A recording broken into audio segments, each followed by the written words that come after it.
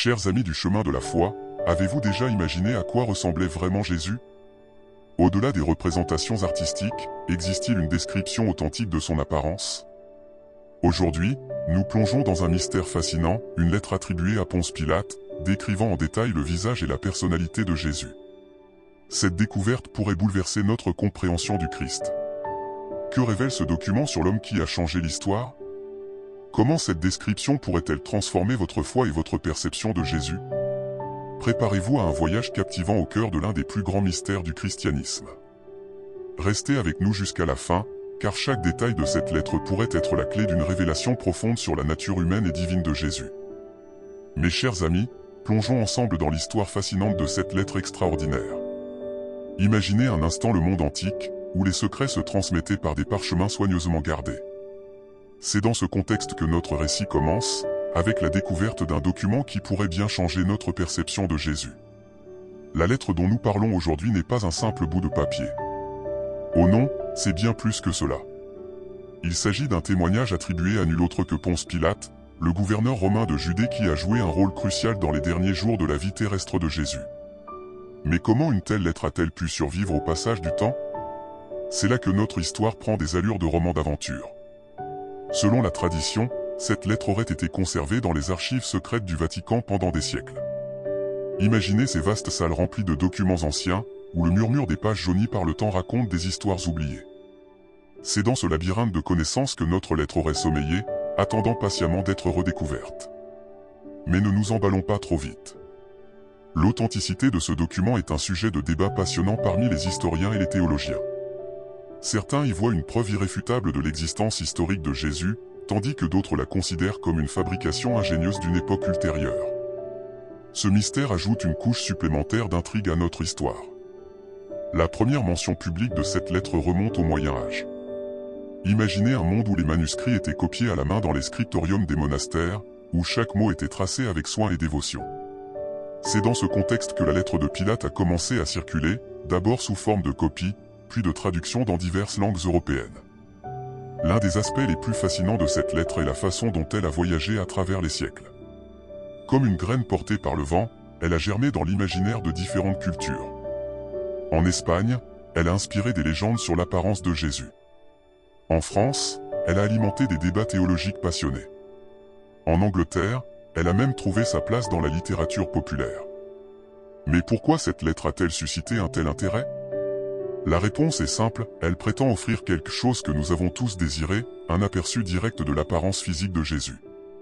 Dans un monde où les représentations du Christ varient considérablement selon les cultures et les époques, l'idée d'avoir une description de première main est tout simplement irrésistible. Pensez-y un instant. Nous avons tous vu des peintures et des statues de Jésus, mais combien d'entre elles sont basées sur des témoignages historiques? La plupart sont le fruit de l'imagination des artistes, influencés par leur propre culture et leur époque. Cette lettre, si elle est authentique, pourrait nous offrir un aperçu unique de l'homme derrière le mythe. L'origine de la lettre soulève également des questions fascinantes sur la nature de la foi et de l'histoire. Dans quelle mesure avons-nous besoin de preuves tangibles pour croire? La foi est-elle renforcée ou affaiblie par de telles découvertes historiques? Ces questions ont animé des débats théologiques pendant des siècles et continuent de le faire aujourd'hui. Il est important de noter que la lettre de Pilate n'est pas un document isolé. Elle fait partie d'un corpus plus large de textes apocryphes, des écrits qui n'ont pas été inclus dans le canon biblique officiel, mais qui ont néanmoins joué un rôle important dans l'histoire du christianisme. Ces textes nous offrent une fenêtre fascinante sur les croyances et les traditions des premiers chrétiens. Parmi ces textes, on trouve par exemple l'évangile de Thomas, qui prétend contenir des paroles secrètes de Jésus, ou les actes de Pierre, qui racontent les aventures de l'apôtre après la résurrection du Christ. La lettre de Pilate s'inscrit dans cette tradition de textes qui cherchent à combler les lacunes de nos connaissances sur la vie de Jésus et de ses disciples. Mais revenons à notre lettre. L'une des questions les plus intrigantes est celle de sa provenance. Si elle est authentique, comment a-t-elle survécu à la destruction de Jérusalem en 70 après Jésus-Christ? Et si elle est une fabrication ultérieure, qui l'aurait écrite et dans quel but? Ces questions nous invitent à explorer les complexités de la transmission des textes anciens et les motivations derrière la création de tels documents. Il est fascinant de considérer le contexte historique dans lequel cette lettre aurait été écrite. L'Empire romain était une machine administrative bien huilée, avec un système de communication efficace. Les gouverneurs comme Pilate devaient régulièrement faire des rapports à Rome. Est-il possible que cette lettre soit une version romancée d'un tel rapport officiel? L'idée que Pilate ait pu écrire une telle lettre n'est pas totalement farfelue. Nous savons que les Romains étaient curieux des coutumes et des croyances des peuples qu'ils gouvernaient. De plus, la crucifixion de Jésus n'était pas un événement ordinaire, même pour un gouverneur romain habitué à gérer des troubles politiques et religieux. Imaginez Pilate, assis à son bureau après les événements tumultueux de la Passion. Peut-être se sentait-il obligé d'expliquer ses actions à ses supérieurs à Rome. Ou peut-être était-il simplement intrigué par cet homme extraordinaire qu'il avait condamné à mort. Dans tous les cas, l'idée qu'il ait pu mettre par écrit ses impressions sur Jésus n'est pas totalement invraisemblable. Bien sûr, nous devons aborder cette lettre avec un esprit critique. L'histoire est pleine d'exemples de documents forgés pour des raisons religieuses ou politiques. Au Moyen Âge, par exemple, la fameuse donation de Constantin a été utilisée pour justifier le pouvoir temporel de l'Église. Il est donc crucial d'examiner attentivement la lettre de Pilate, tant pour son contenu que pour son contexte historique. L'un des aspects les plus intéressants de cette lettre est la façon dont elle a été interprétée et utilisée au fil des siècles. Pour certains, elle a été une source d'inspiration spirituelle, offrant un aperçu authentique de l'apparence de Jésus. Pour d'autres, elle a été un outil d'évangélisation, utilisé pour renforcer la crédibilité historique des récits évangéliques.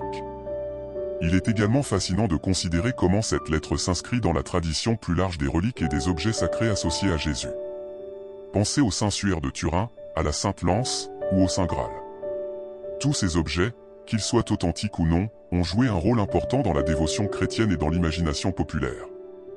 La lettre de Pilate nous invite également à réfléchir sur la nature de la vérité historique.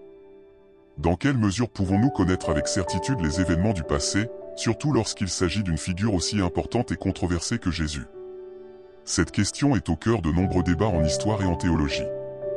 En fin de compte, que la lettre soit authentique ou non, elle nous offre une opportunité précieuse de réfléchir sur notre relation avec Jésus et sur la façon dont nous le percevons.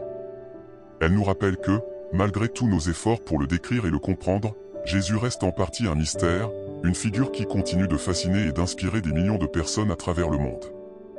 Alors que nous nous apprêtons à plonger plus profondément dans le contenu de cette lettre extraordinaire, gardons à l'esprit que son véritable intérêt ne réside peut-être pas tant dans son authenticité historique que dans ce qu'elle nous révèle sur nos propres désirs et aspirations spirituelles.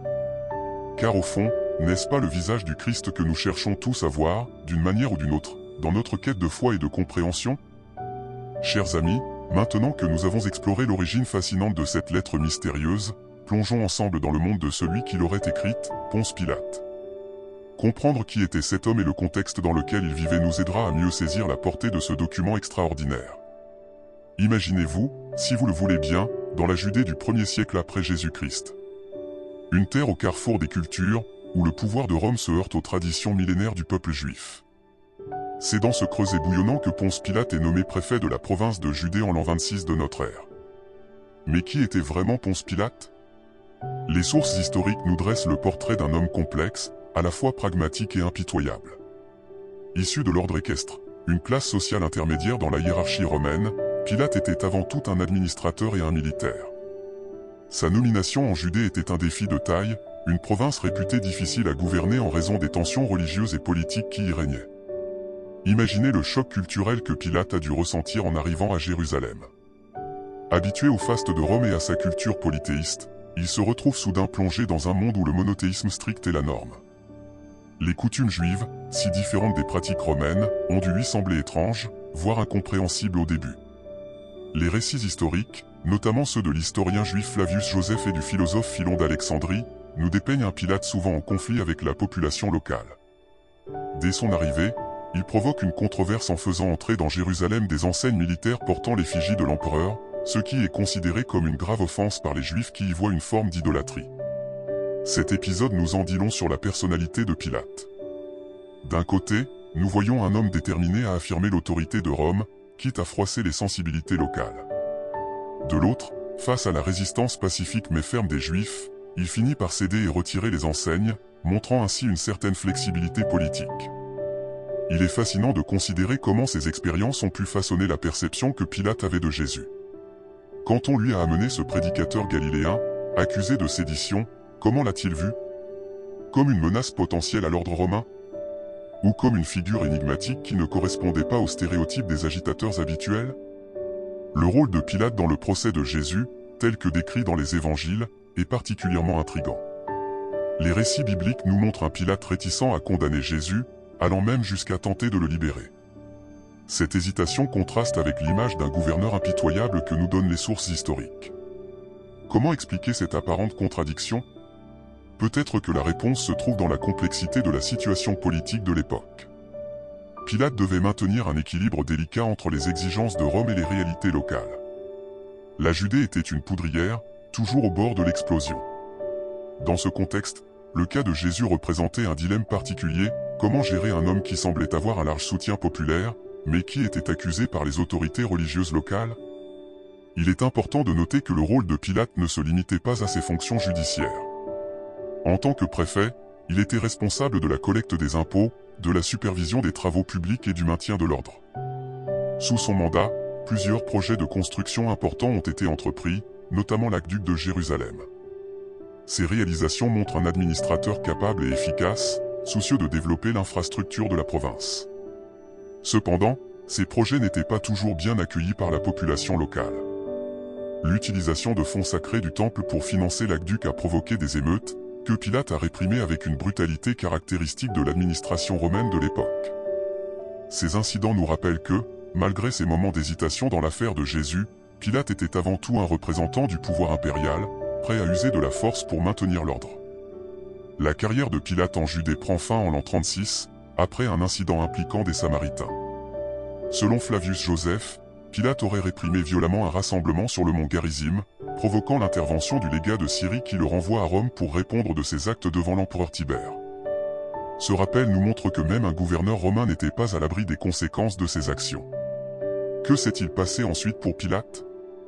L'histoire devient ici plus floue. Certaines traditions chrétiennes ultérieures suggèrent qu'il se serait converti au christianisme, tandis que d'autres le voient finir ses jours en disgrâce. Ces légendes témoignent de la fascination durable qu'exerce ce personnage, à la fois acteur et témoin d'un des moments les plus cruciaux de l'histoire du christianisme. Il est intéressant de noter comment la perception de Pilate a évolué au fil des siècles. Dans les premiers écrits chrétiens, il est souvent présenté de manière relativement favorable, presque comme une figure tragique prise entre son devoir envers Rome et sa conviction de l'innocence de Jésus. Cette image contraste fortement avec celle que nous donnent les sources juives contemporaines, qui le dépeignent comme un gouverneur cruel et insensible. Cette dualité dans la représentation de Pilate nous invite à réfléchir sur la nature complexe du pouvoir et de la responsabilité. Comment un homme chargé de maintenir la paix et l'ordre dans une province troublée gère-t-il les dilemmes moraux qui se présentent à lui? La décision de Pilate concernant Jésus était-elle motivée par la conviction, la peur, ou simplement par le pragmatisme politique? La lettre attribuée à Pilate, que nous explorons dans cette vidéo, s'inscrit dans cette tradition de fascination pour ce personnage historique. Si elle est authentique, elle nous offrirait un aperçu unique de ses pensées et de ses impressions sur Jésus. Si elle est une création ultérieure, elle témoigne néanmoins du désir persistant de comprendre et d'humaniser cette figure énigmatique. Considérons un instant ce que cette lettre, si elle était authentique, pourrait nous révéler sur la psychologie de Pilate. Imaginez un homme formé dans la tradition romaine, habitué à voir les dieux représentés sous forme de statues majestueuses, soudain confronté à un prédicateur juif qui prétend être le Fils de Dieu. Comment aurait-il pu réconcilier ces concepts si différents? Quelles impressions cet homme extraordinaire aurait-il pu laisser sur un pragmatique romain comme Pilate? Il est également fascinant de considérer comment les expériences de Pilate en Judée ont pu influencer sa perception de Jésus. Après des années à naviguer dans les eaux troubles de la politique judéenne, à gérer les tensions entre les différentes factions religieuses et politiques, comment a-t-il vu cet homme qui semblait transcender ces divisions? La description de Jésus dans la lettre, si elle est authentique, pourrait nous offrir des indices précieux sur cette question. Le contexte politique de l'époque ajoute une autre dimension à notre compréhension de Pilate et de ses actions. L'Empire romain était alors à son apogée, mais il faisait face à des défis constants aux frontières et dans les provinces. La Judée, avec son histoire de révolte et sa ferveur messianique, était particulièrement délicate à gouverner. Chaque décision de Pilate devait prendre en compte non seulement les réalités locales, mais aussi les implications plus larges pour la stabilité de l'Empire. Dans ce contexte, l'affaire de Jésus prenait une dimension particulière. Un prédicateur charismatique, acclamé par certains comme le Messie, représentait un défi unique. D'un côté, il ne semblait pas prôner la violence ou la révolte ouverte contre Rome. De l'autre, son message et son influence croissante pouvaient être perçus comme une menace potentielle pour l'ordre établi. Comment Pilate a-t-il navigué dans ces eaux troubles? La lettre, si elle est authentique, pourrait nous offrir un aperçu fascinant de la façon dont Pilate a perçu cette situation. A-t-il vu en Jésus une menace ou une curiosité? La description physique et les traits de caractère mentionnés dans la lettre pourraient-ils refléter une admiration réticente, voire une forme de respect? Il est également intéressant de considérer comment les interactions de Pilate avec Jésus, telles que décrites dans les évangiles, pourraient avoir influencé sa perception. Le fameux dialogue sur la nature de la vérité, rapporté dans l'évangile de Jean, suggère une rencontre qui a pu laisser une impression durable sur le gouverneur romain. Si la lettre est authentique, pourrait-elle refléter une réflexion ultérieure sur cette rencontre extraordinaire?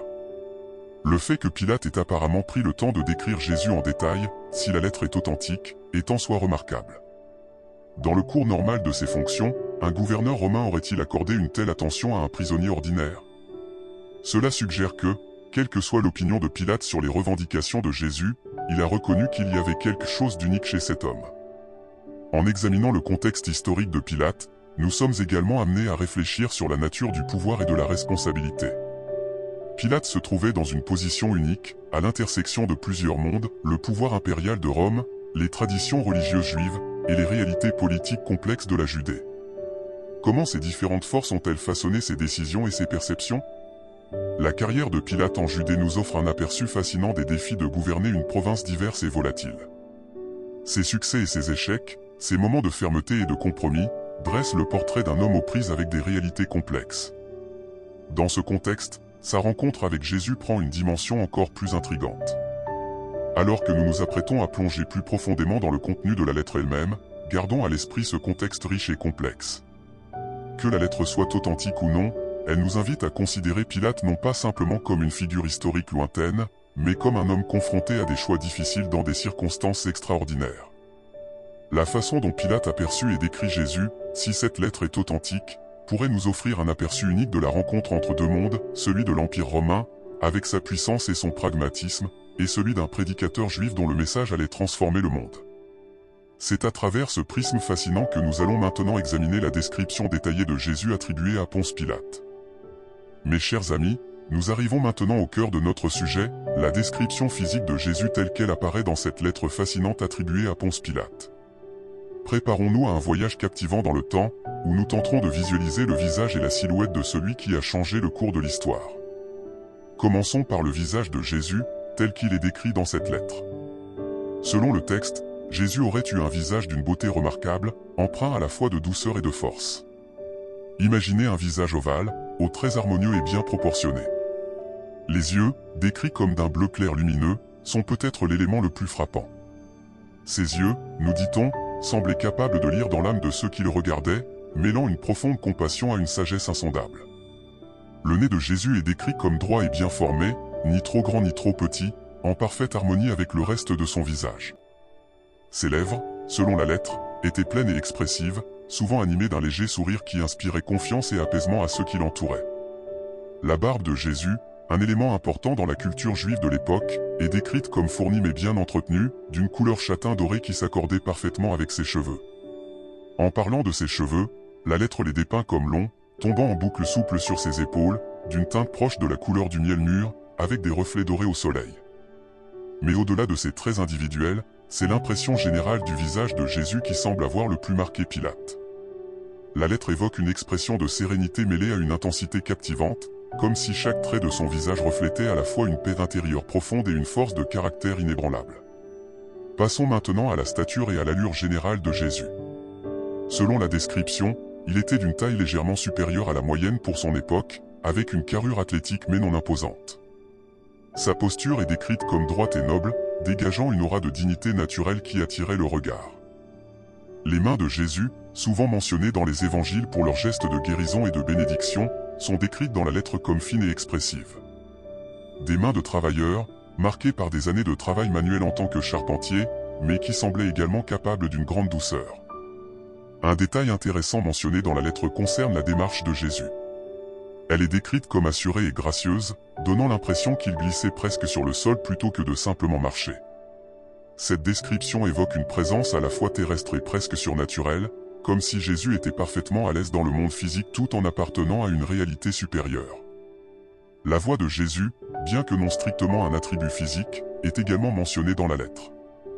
Elle est décrite comme mélodieuse et profonde, capable de résonner avec autorité lorsqu'il enseignait, mais aussi de s'adoucir avec une compassion infinie lorsqu'il parlait aux affligés et aux marginalisés.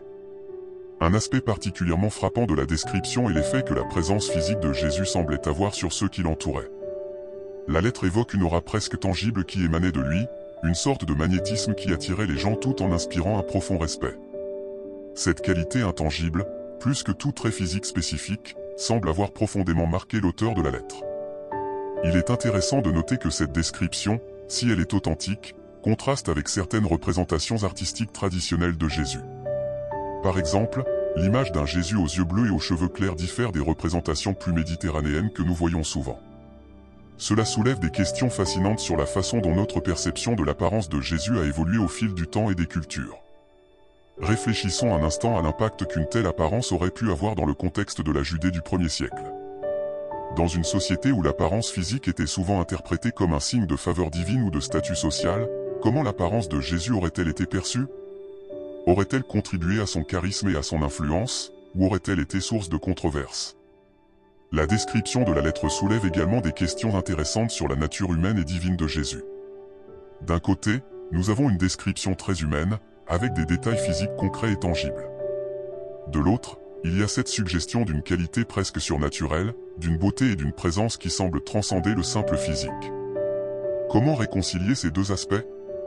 Il est fascinant de considérer comment cette description physique s'aligne avec les récits des évangiles. Les évangiles, bien qu'ils ne donnent pas de description physique détaillée de Jésus, évoquent souvent l'effet qu'il avait sur les gens, attirant les foules, inspirant la dévotion, provoquant parfois la controverse. La description de la lettre semble offrir une explication possible de ce magnétisme personnel. Un autre aspect intéressant à considérer est la façon dont cette description physique pourrait refléter les qualités spirituelles et morales attribuées à Jésus. Par exemple, la mention de ses yeux bleus perçants mais compatissants pourrait être vue comme une métaphore de sa capacité à voir au-delà des apparences et à toucher les cœurs. De même, la description de sa posture droite et noble pourrait symboliser son intégrité morale et sa force spirituelle. La lettre mentionne également la simplicité des vêtements de Jésus, décrivant une tunique et un manteau de couleur sobre, bien entretenus mais sans ostentation. Cette description s'accorde bien avec l'image d'un prédicateur itinérant, mettant l'accent sur les valeurs spirituelles plutôt que sur les apparences extérieures. Elle contraste de manière intéressante avec les vêtements élaborés des prêtres du temple ou les toges luxueuses des dignitaires romains. Un détail intrigant mentionné dans la lettre concerne les pieds de Jésus. Ils sont décrits comme remarquablement bien formés et propres pour quelqu'un qui voyageait principalement à pied. Cette observation pourrait être interprétée de diverses manières. Est-ce une allusion à la nature divine de Jésus, suggérant qu'il n'était pas affecté par les rigueurs du voyage comme un homme ordinaire ? Ou est-ce simplement une indication de son souci du bien-être et de l'hygiène, même dans des conditions difficiles ? La description de l'expression faciale de Jésus est particulièrement évocatrice. La lettre parle d'un visage qui pouvait passer de la joie la plus pure à une profonde tristesse, reflétant une gamme d'émotions humaines tout en maintenant une sérénité sous-jacente. Cette description nous rappelle que, selon la tradition chrétienne, Jésus était pleinement humain tout en étant pleinement divin, capable de ressentir toute la gamme des émotions humaines. Un autre aspect fascinant de la description est la mention de la force physique de Jésus. Bien que non décrit comme particulièrement musclé ou imposant, la lettre évoque une impression de force contenue, comme si son corps était capable de grands exploits physiques mais que cette force était maîtrisée et dirigée par une volonté supérieure. Cette image s'accorde bien avec les récits évangéliques de Jésus accomplissant des actes de grande endurance, comme jeûner dans le désert ou marcher sur l'eau. La lettre fait également allusion à une certaine grâce dans les mouvements de Jésus, décrivant des gestes fluides et précis, que ce soit lorsqu'il enseignait, guérissait ou simplement interagissait avec les gens. Cette grâce physique pourrait être interprétée comme un reflet extérieur de son harmonie intérieure et de sa connexion profonde avec le divin. Un détail intéressant concerne l'âge apparent de Jésus. Bien que nous sachions qu'il avait environ 30 ans au début de son ministère public, la lettre suggère qu'il était difficile de lui donner un âge précis. Son visage est décrit comme ayant la fraîcheur de la jeunesse mais aussi la sagesse de l'âge mûr, comme si le temps n'avait pas tout à fait la même emprise sur lui que sur les autres hommes. La description des mains de Jésus mérite une attention particulière. Décrite comme à la fois forte et délicate, elles semblent incarner la dualité de sa nature. Ses mains, qui selon les évangiles ont accompli des miracles de guérison, sont présentées dans la lettre comme capables de communiquer autant par le toucher que par les paroles. On peut imaginer ses mains bénissant les enfants, brisant le pain pour nourrir les foules, ou simplement reposant avec compassion sur l'épaule d'une personne en détresse. Un aspect de la description qui pourrait surprendre certains lecteurs modernes est l'absence de mention de cicatrices ou de marques distinctives sur le corps de Jésus. Dans une société où le travail manuel et les conditions de vie difficiles laissaient souvent des marques visibles, cette absence pourrait être interprétée de diverses manières.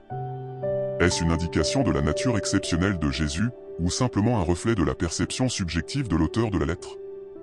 La lettre évoque également une sorte de lumière intérieure qui semblait émaner de Jésus, particulièrement visible dans ses yeux.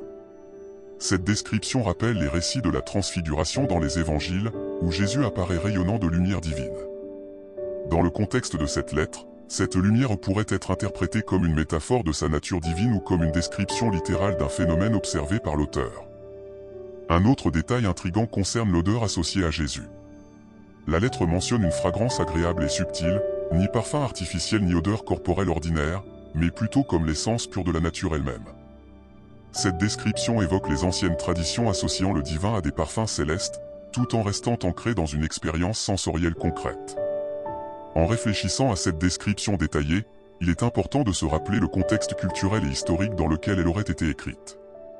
Dans le monde antique, l'apparence physique était souvent considérée comme un reflet de qualités intérieures ou de faveurs divines. La beauté et la grâce physique de Jésus, telles que décrites dans la lettre, auraient pu être interprétées par ses contemporains comme des signes de sa nature exceptionnelle ou de son statut spécial aux yeux de Dieu. Alors que nous nous apprêtons à explorer plus en profondeur les implications de cette description physique, gardons à l'esprit que, qu'elle soit historiquement précise ou non, elle nous offre un aperçu fascinant de la façon dont Jésus a été perçu et représenté au fil des siècles. Cette image, à la fois humaine et divine, continue de captiver notre imagination et d'inspirer notre foi, nous invitant à contempler le mystère de l'incarnation sous un nouvel angle.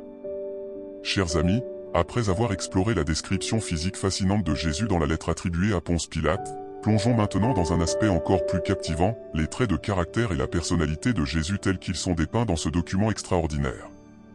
Cette analyse nous permettra non seulement de mieux comprendre comment Jésus était perçu par ses contemporains, mais aussi de réfléchir sur la façon dont ces traits ont contribué à son impact durable sur l'histoire.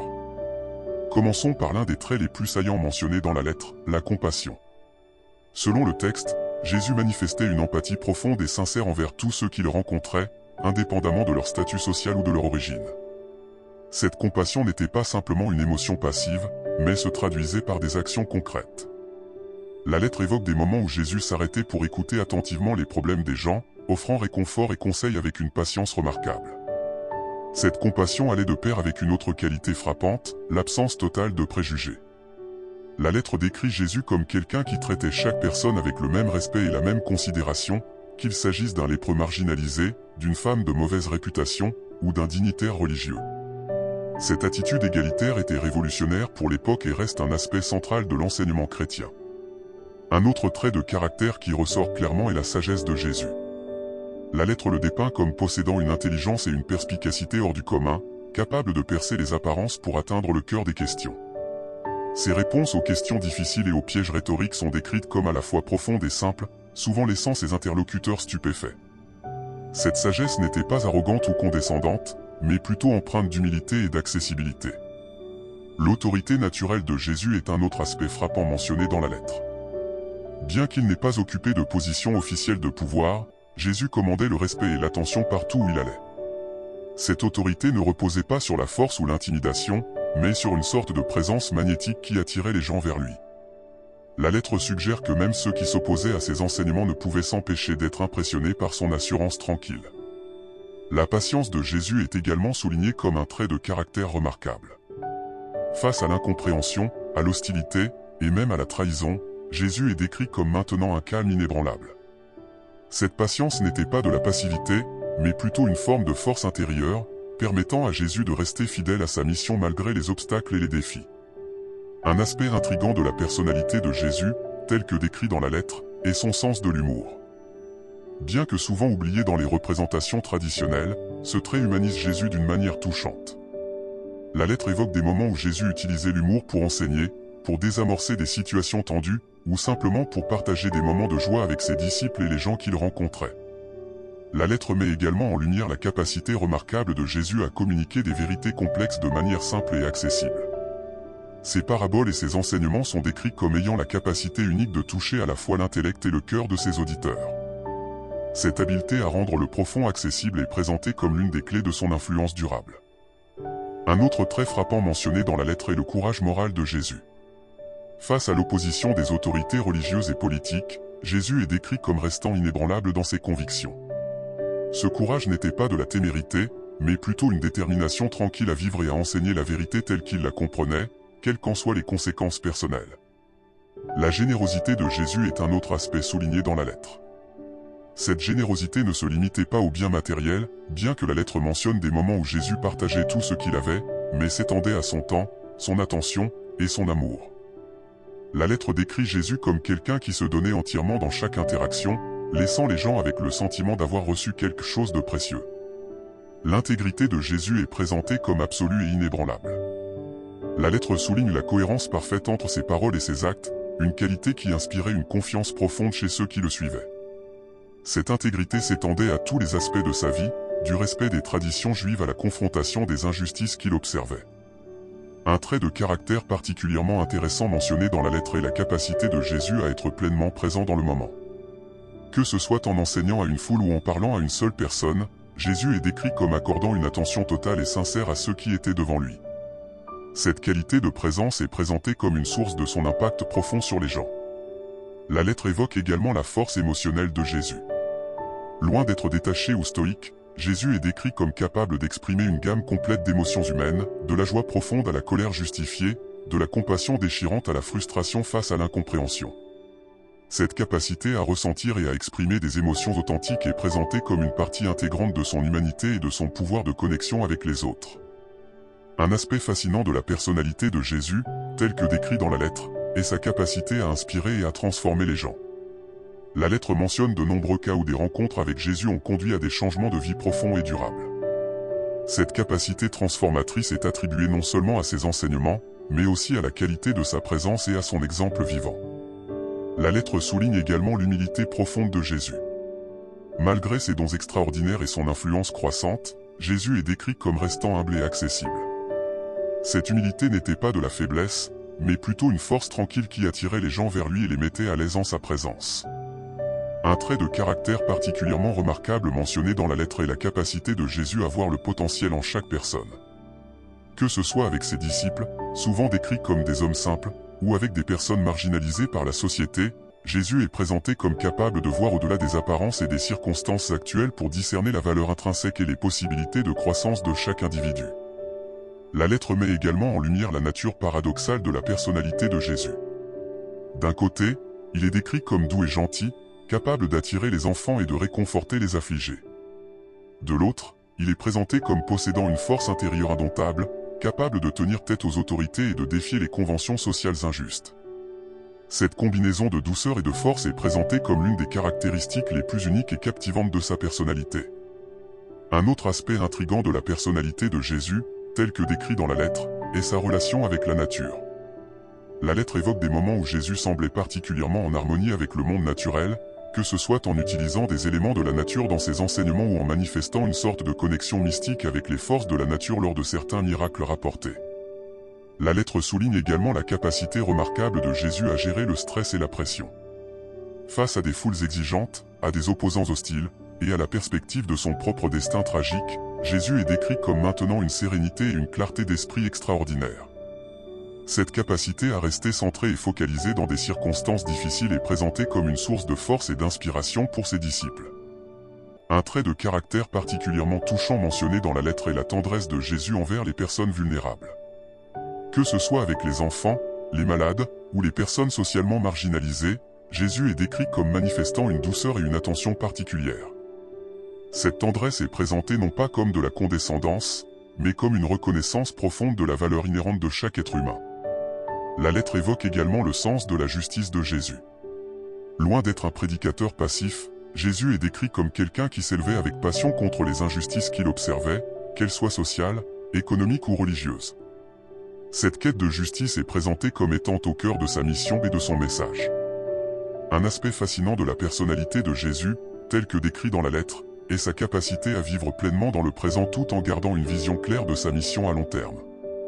Cette capacité à équilibrer les demandes immédiates avec un sens plus large du but est présentée comme une source de sa sagesse et de son efficacité en tant que leader spirituel. La lettre met également en lumière la créativité de Jésus dans son enseignement. Que ce soit à travers l'utilisation de paraboles, de métaphores vivantes, ou d'actions symboliques, Jésus est décrit comme un maître innovant capable de captiver l'imagination de ses auditeurs et de transmettre des vérités profondes de manière mémorable. Un trait de caractère particulièrement intéressant mentionné dans la lettre est la capacité de Jésus à maintenir des amitiés profondes et authentiques. Malgré les exigences de sa mission et les foules qui le suivaient constamment, Jésus est décrit comme cultivant des relations personnelles significatives, en particulier avec ses disciples les plus proches. Cette capacité à équilibrer les demandes publiques avec des connexions personnelles profondes est présentée comme un aspect crucial de son leadership et de son influence. Alors que nous réfléchissons à ces traits de caractère extraordinaires attribués à Jésus dans la lettre, il est important de considérer comment il s'aligne avec les récits des évangiles et l'impact durable de Jésus sur l'histoire. Que cette lettre soit authentique ou non, elle nous offre une perspective fascinante sur la façon dont Jésus a été perçu par ses contemporains et nous invite à réfléchir sur la nature de sa personnalité et de son influence. Ces traits de caractère, pris ensemble, dressent le portrait d'un individu véritablement exceptionnel, un leader charismatique, un enseignant inspirant, et une figure profondément humaine capable de toucher les cœurs et de transformer les vies. Il nous invite à réfléchir non seulement sur la nature historique de Jésus, mais aussi sur les qualités qui font un véritable leader spirituel et un agent de changement dans le monde. Chers amis, après avoir examiné en détail la description physique et les traits de caractère de Jésus tels qu'ils sont présentés dans la lettre attribuée à Ponce Pilate, il est temps d'explorer les implications profondes de ce portrait fascinant. Cette description, qu'elle soit historiquement authentique ou non, soulève des questions importantes sur notre compréhension de Jésus, son impact sur la théologie chrétienne, et son influence culturelle à travers les âges. Commençons par considérer les implications théologiques de cette description. L'un des aspects les plus frappants est la manière dont la lettre semble concilier l'humanité et la divinité de Jésus. D'un côté, nous avons une description très humaine, avec des détails physiques concrets et des traits de caractère reconnaissables. De l'autre, il y a cette suggestion d'une qualité presque surnaturelle, d'une beauté et d'une présence qui semblent transcender le simple physique. Cette dualité reflète l'un des débats théologiques les plus fondamentaux du christianisme, comment Jésus peut-il être à la fois pleinement humain et pleinement divin? La description de la compassion et de l'empathie de Jésus dans la lettre a des implications théologiques profondes. Elle renforce l'idée d'un Dieu qui n'est pas distant et détaché, mais profondément impliqué dans la condition humaine. Cette image d'un Dieu compatissant, capable de ressentir nos joies et nos peines, est centrale dans la théologie chrétienne et a des répercussions importantes sur la façon dont les croyants perçoivent leur relation avec le divin. L'autorité naturelle de Jésus, telle que décrite dans la lettre, soulève des questions intéressantes sur la nature du pouvoir divin. Contrairement à l'image d'un Dieu tout-puissant qui impose sa volonté par la force, nous avons ici l'image d'une autorité qui attire et inspire plutôt que de contraindre. Cette conception du pouvoir divin a des implications profondes pour la compréhension chrétienne de la liberté humaine et de la relation entre Dieu et l'humanité. La sagesse et l'intelligence de Jésus, telles que décrites dans la lettre, ont des implications importantes pour la théologie chrétienne de la révélation. Elles suggèrent que la vérité divine n'est pas simplement imposée d'en haut, mais communiquée d'une manière qui engage l'intellect et le cœur humain. Cette idée a influencé la façon dont de nombreux théologiens comprennent le processus de révélation divine et l'interaction entre la foi et la raison. L'absence de préjugés et l'attitude égalitaire de Jésus, mentionnées dans la lettre, ont des implications théologiques et éthiques profondes. Elles renforcent l'idée chrétienne de l'égalité fondamentale de tous les êtres humains devant Dieu, indépendamment de leur statut social, de leur origine ethnique ou de leur genre. Cette vision a eu un impact considérable sur le développement des droits de l'homme et des mouvements pour la justice sociale inspirés par le christianisme. La description de l'intégrité parfaite de Jésus dans la lettre a des implications importantes pour la doctrine chrétienne du péché et de la rédemption. Elle renforce l'idée de Jésus comme modèle parfait de vie humaine, libre de péché, capable d'offrir une rédemption parfaite. Cette conception a profondément influencé la théologie chrétienne de la salvation et la compréhension de la nature du Christ. L'humilité de Jésus, telle que décrite dans la lettre, a des implications théologiques intéressantes, en particulier en ce qui concerne la doctrine de l'incarnation. Elle suggère un Dieu qui est prêt à se dépouiller de sa gloire pour entrer pleinement dans l'expérience humaine. Cette idée a influencé de nombreuses réflexions théologiques sur la nature de Dieu et sur le sens de l'humilité chrétienne. La capacité de Jésus à inspirer et à transformer les gens, mentionnée dans la lettre, a des implications importantes pour la théologie chrétienne de la grâce et de la conversion.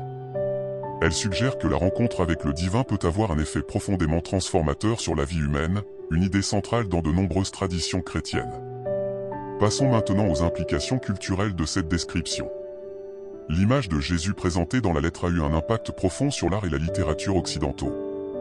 Des peintres de la Renaissance aux cinéastes modernes, les artistes ont cherché à capturer cette combinaison unique de beauté physique et de profondeur spirituelle décrite dans la lettre. Cette représentation a influencé non seulement l'art religieux, mais aussi notre compréhension culturelle plus large de ce à quoi ressemble un leader spirituel ou un être divin. La description de la compassion et de l'empathie de Jésus a eu des implications culturelles importantes, influençant les idéaux de comportement moral et éthique dans de nombreuses sociétés. Elle a contribué à façonner des valeurs culturelles qui mettent l'accent sur la compassion, le service aux autres et le soin des plus vulnérables. L'attitude non discriminatoire de Jésus, telle que décrite dans la lettre, a eu des implications culturelles profondes, influençant les mouvements pour l'égalité et les droits civils à travers l'histoire. Cette image d'un leader spirituel qui transcende les barrières sociales et culturelles a inspiré de nombreux réformateurs sociaux et défenseurs des droits de l'homme. La sagesse et l'intelligence de Jésus, telles que présentées dans la lettre, ont eu un impact significatif sur la culture intellectuelle occidentale. Elles ont contribué à façonner une tradition de pensée qui cherche à intégrer foi et raison, influençant le développement de l'éducation et de la philosophie dans de nombreuses sociétés chrétiennes. La description de l'autorité naturelle de Jésus a influencé les conceptions culturelles du leadership et du charisme. Elle a contribué à façonner des idéaux de leadership qui mettent l'accent sur l'influence morale et spirituelle plutôt que sur la simple autorité positionnelle ou la force brute. L'intégrité et l'authenticité de Jésus, telles que décrites dans la lettre, ont eu des implications culturelles importantes, influençant les idéaux de caractère personnel et de vertu morale dans de nombreuses sociétés. Elles ont contribué à façonner des valeurs culturelles qui mettent l'accent sur l'honnêteté, la cohérence et l'alignement entre les paroles et les actes.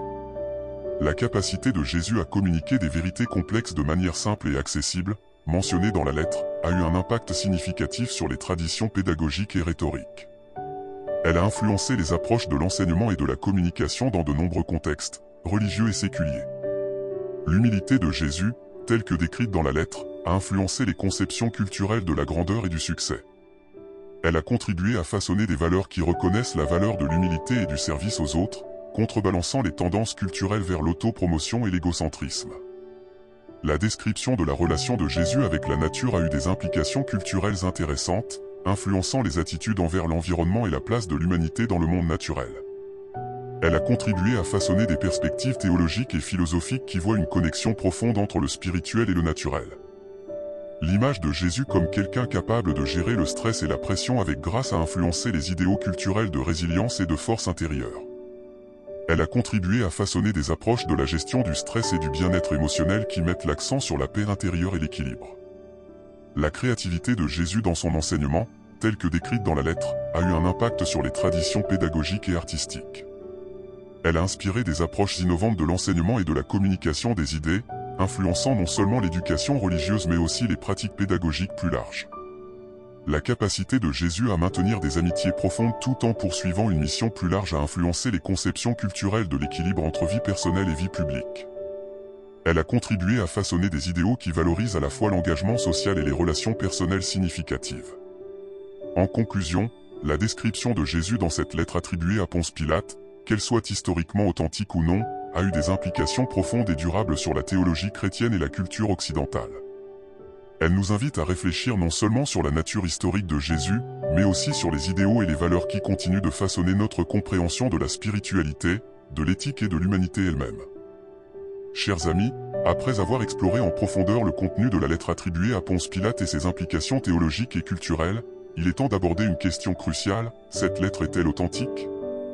Ce débat est au cœur de nombreuses discussions parmi les historiens, les théologiens et les chercheurs, et il mérite notre attention minutieuse. Commençons par examiner les arguments en faveur de l'authenticité du document. Les partisans de son authenticité soulignent plusieurs points intéressants. Premièrement, le style et le ton de la lettre semblent correspondre à ce qu'on pourrait attendre d'un administrateur romain de haut rang comme Pilate.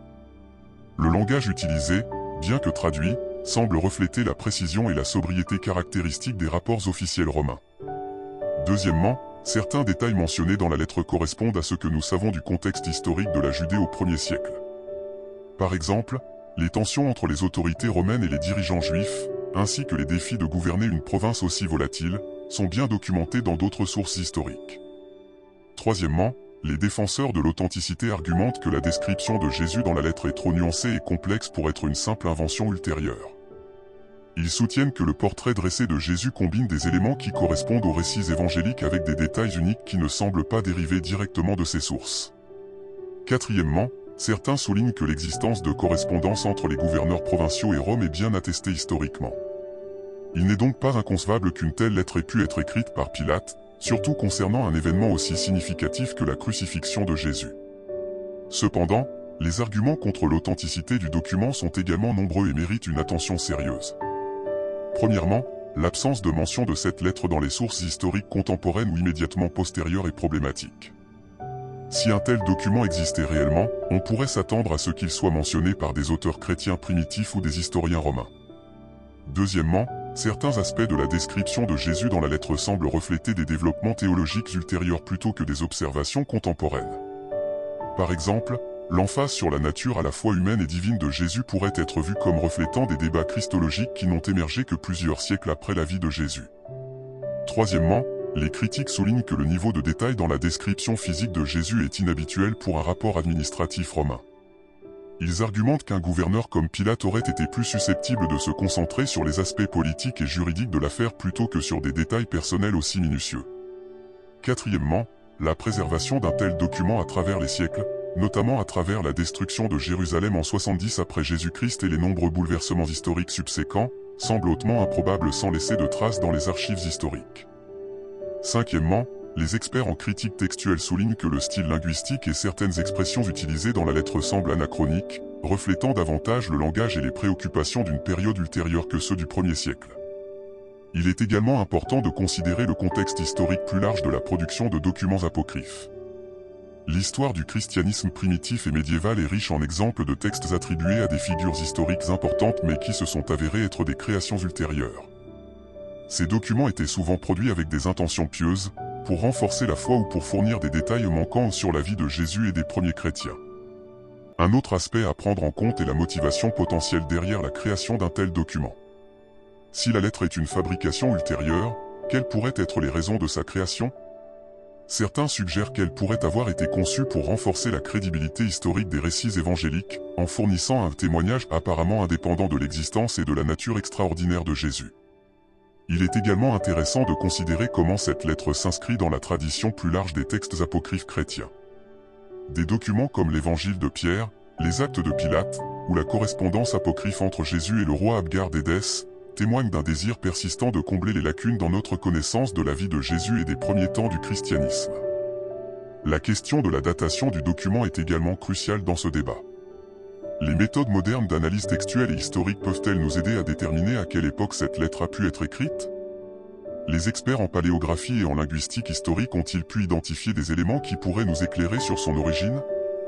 Il est important de noter que même si la lettre s'avérait être une création ultérieure, cela ne diminue pas nécessairement sa valeur en tant que document historique et culturel.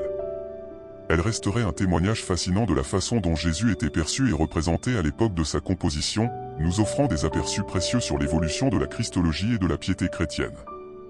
Le débat sur l'authenticité de cette lettre soulève également des questions plus larges sur la nature de la preuve historique et sur la façon dont nous évaluons la véracité des documents anciens. Quels critères utilisons-nous pour déterminer l'authenticité d'un texte historique ? Comment équilibrons-nous les preuves internes, le contenu et le style du document, avec les preuves externes, son contexte historique et sa provenance ? Il est fascinant de considérer comment les avancées technologiques modernes pourraient potentiellement contribuer à ce débat. Des techniques comme l'analyse spectroscopique des encres anciennes, la datation au carbone 14, ou même l'analyse linguistique assistée par intelligence artificielle pourraient-elles nous aider à éclaircir le mystère de l'origine de cette lettre ? Un autre aspect intéressant à considérer est la façon dont ce débat sur l'authenticité reflète des tensions plus larges entre foi et histoire. Comment les croyants et les historiens négocient les défis posés par des documents comme celui-ci, qui ont le potentiel de soit renforcer soit remettre en question les récits traditionnels. Il est également important de réfléchir à l'impact que la résolution de ce débat pourrait avoir. Si la lettre était définitivement prouvée comme authentique, cela aurait des implications profondes pour notre compréhension historique de Jésus et des débuts du christianisme. À l'inverse, si elle était définitivement démontrée comme une fabrication ultérieure, cela soulèverait des questions fascinantes sur les motivations et le contexte de sa création. En fin de compte, le débat sur l'authenticité de cette lettre nous rappelle la nature complexe et souvent insaisissable de la recherche historique, en particulier lorsqu'il s'agit de figures aussi importantes et controversées que Jésus. Il nous invite à aborder les sources historiques avec un mélange de curiosité, de rigueur critique et d'humilité intellectuelle. Que nous considérions cette lettre comme un document historique authentique ou comme une création ultérieure fascinante. Elle reste un témoignage puissant de l'impact durable de Jésus sur l'imagination humaine et de notre désir constant de mieux comprendre cette figure extraordinaire qui continue de façonner notre monde 2 millénaires après sa vie. Chers amis du chemin de la foi, nous arrivons au terme de ce fascinant voyage à travers le temps et l'histoire, explorant la mystérieuse lettre attribuée à Ponce Pilate décrivant Jésus. Que nous pensions que cette lettre soit authentique ou non, elle nous offre une perspective unique sur la façon dont Jésus a été perçu et représenté au fil des siècles. Nous avons examiné en détail la description physique de Jésus, analysé les traits de caractère qui lui sont attribués, exploré les implications théologiques et culturelles profondes de ce portrait, et débattu de l'authenticité du document. Ce voyage nous a permis de réfléchir non seulement sur la nature historique de Jésus, mais aussi sur notre propre compréhension de la foi, de l'histoire et de la façon dont les traditions se forment et évoluent. Cette exploration nous rappelle que la quête pour comprendre Jésus est un voyage sans fin, toujours riche en découvertes et en réflexions. Chaque génération apporte de nouvelles perspectives, de nouvelles questions et de nouvelles méthodes d'investigation, enrichissant notre compréhension collective de cette figure extraordinaire qui continue d'influencer notre monde 2 millénaires après sa vie. Que vous soyez croyant ou simplement curieux d'histoire, j'espère que cette vidéo vous a offert matière à réflexion et a peut-être suscité en vous de nouvelles questions. C'est dans cet esprit de curiosité et de dialogue que je vous invite maintenant à partager vos pensées et vos réactions. Avez-vous déjà entendu parler de cette lettre de Pilate auparavant? Qu'en pensez-vous? Croyez-vous qu'elle pourrait être authentique, ou pensez-vous qu'il s'agit d'une création ultérieure? Comment cette description de Jésus correspond-elle ou diffère-t-elle de votre propre conception? Je vous invite chaleureusement à partager vos réflexions dans les commentaires ci-dessous. Votre perspective unique enrichira notre discussion collective et pourrait ouvrir de nouvelles pistes de réflexion pour nous tous. Si vous avez apprécié cette exploration et que vous souhaitez continuer à découvrir d'autres mystères fascinants de l'histoire biblique, je vous encourage vivement à vous abonner à notre chaîne. En vous abonnant, vous ne manquerez aucun de nos futurs épisodes où nous continuerons à explorer les aspects les plus intrigants et souvent méconnus de notre héritage spirituel. N'oubliez pas non plus d'activer la cloche des notifications pour être informé dès la sortie de nos nouvelles vidéos. Chaque semaine, nous plongeons dans de nouveaux sujets passionnants, offrant des perspectives uniques sur les textes sacrés, l'histoire religieuse et les questions de foi qui continuent de façonner notre monde. Merci d'avoir partagé ce moment de réflexion avec nous. Que vous soyez en quête de connaissances historiques, d'inspiration spirituelle, ou simplement curieux des mystères du passé, j'espère que vous continuerez à nous accompagner dans ces explorations fascinantes sur le chemin de la foi. Jusqu'à notre prochaine rencontre, que la paix et la sagesse vous accompagnent dans votre propre chemin de découverte et de réflexion.